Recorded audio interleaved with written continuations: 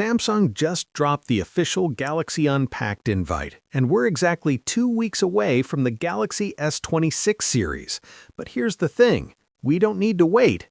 WinFuture's Roland Quant just leaked the complete specs for the entire Galaxy S26 lineup. I'm talking full spec sheets, every camera, every battery size, every dimension, the S26, S26 Plus, and S26 Ultra. And honestly, some of this is disappointing. Let me show you.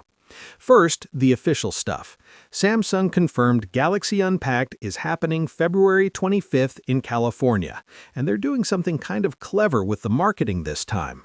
One of Samsung Mobile's X posts isn't just a regular post, it doubles as an alert registration system. You literally just hit the like button and boom, you're enrolled for exclusive updates and sneak peeks leading up to Unpacked. No typing, no forms, just a like. Once you tap it, you get a confirmation that you're in, and Samsung will send you first-to-know alerts to keep you ahead of the curve. Samsung's pushing hard on Galaxy AI, making everyday life easier with what they're calling agentic AI in the S26 series. More on that in 2 weeks, but let's get to the leaks because this is where it gets real. Starting with the base Galaxy S26, here's what we're looking at.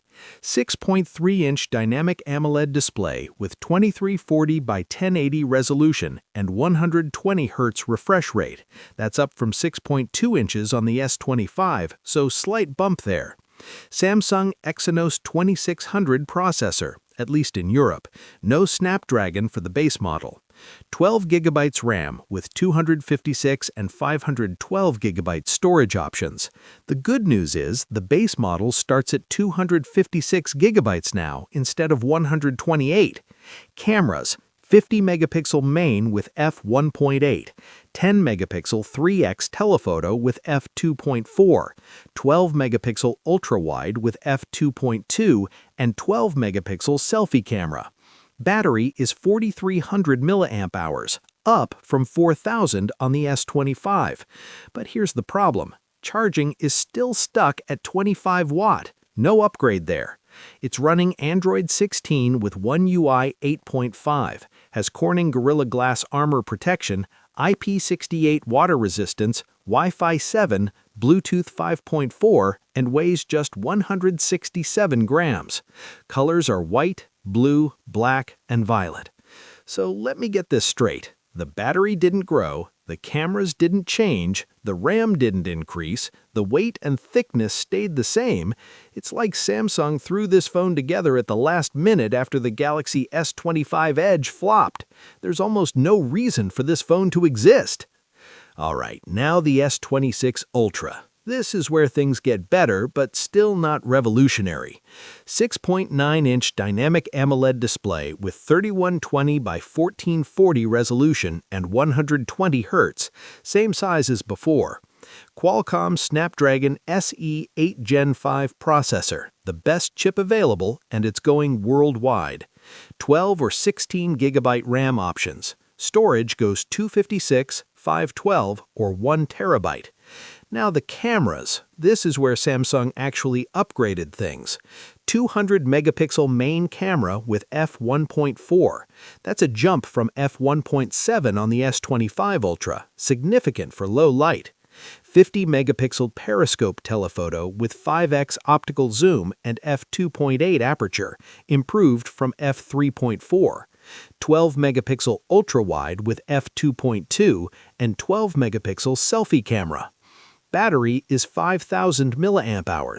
Wait, that's the same as the S25 Ultra. No increase. But charging jumps from 50 watt to 60 watt, which is actually a nice upgrade.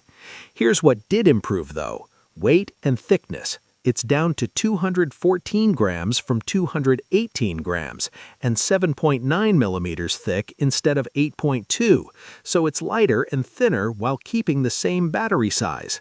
Same connectivity, Wi-Fi 7, Bluetooth 5.4, 5G, USB-C, IP68 rating.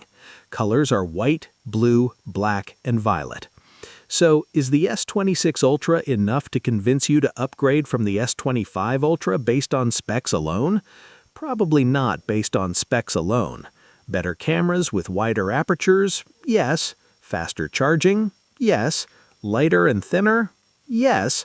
But the battery didn't grow, and these are incremental improvements at best. This is where Samsung is betting on the privacy display feature to move the needle. That's the tech that keeps your screen clear when you're looking at it head-on, but dims automatically when viewed from the sides to prevent shoulder surfing. If Samsung can nail that feature and actually make it useful in real-world scenarios, it could be a differentiator. But hardware-wise, this is refinement, not revolution. And if those price increase rumors are true, Samsung's going to have a tough time justifying these upgrades. So there you have it. Full specs for the Galaxy S26, S26 Plus, and S26 Ultra. February 25th, we'll see if Samsung has any last-minute surprises up their sleeve. Would you upgrade based on what we know now? Let me know in the comments. And if you want full coverage when these phones drop, make sure you're subscribed. Catch you next time.